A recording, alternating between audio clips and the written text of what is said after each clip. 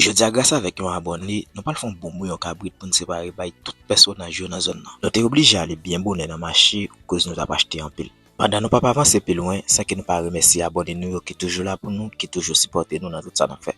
Abonnez-nous, merci en pile pour supporter nous. Pendant tout, nous avons toujours encouragé, si vous besoin de commencer un bon petit business, quand vous besoin de vendre rad, souliers pour petit monde, bon gentil valise, il pas l'autre côté pour aller dans Fifth Luxury Store. C'est là où vous joindre tout bon rad pour vendre. Relais Konya, dit c'est Kendjy and Miralta pour qu'à un discount pour là.